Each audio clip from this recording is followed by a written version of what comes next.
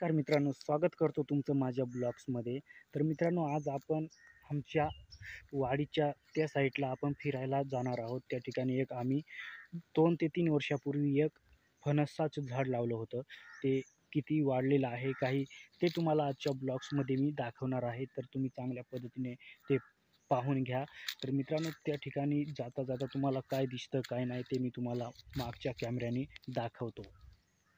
तर मित्रांनो, तुम्हाला हे दिसत असतील आंब्यांचे झाडं आहेत.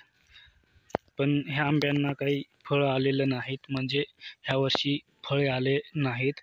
आणि काही आंबे हे मित्रांनो तुम्ही पाहू शकता, हे आंबे पाण्याची कमतरता असल्यामुळं हे आंबे जे आहेत ते मरून गेलेले आहेत. तर हे तुम्हाला दिसत असतील मित्रांनो, हे पण.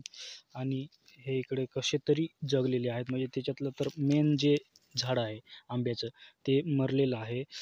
तसं जर इकडं फिरवलं तर तुम्हाला हे दिसत असतील पूर्णपणे हे झाडं जे आहेत ते मरून गेलेले आहेत. तुम्हाला दिसत असतील हे खड्डे जे आहेत ते मोकळे दिसतात सर्व.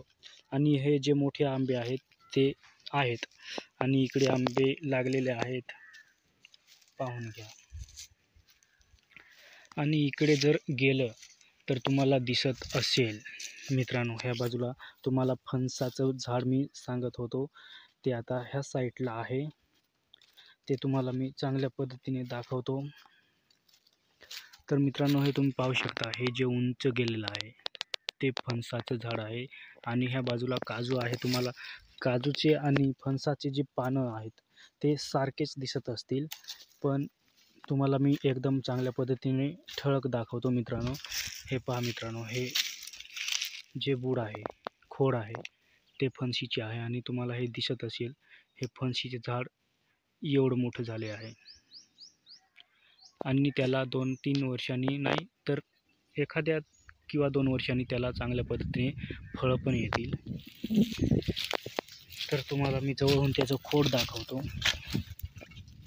हे पहा मित्रांनो, हे खोड आहे फणसीचे, एवढं जाडं झालेलं आहे. मित्रांनो, आजच्या ब्लॉग्समध्ये तुम्हाला जास्त काही नाही दाखवता, मी तुम्हाला एवढंच दाखवतो. आणि आम्हाला आता भोवाड्याला जायचं आहे, तर आम्ही तयारी करतो आणि लवकरात लवकर आमच्या कामाला लागतो. तर मित्रांनो, आजच्या ब्लॉग्समध्ये एवढंच. जय हिंद, वंदे मातरम.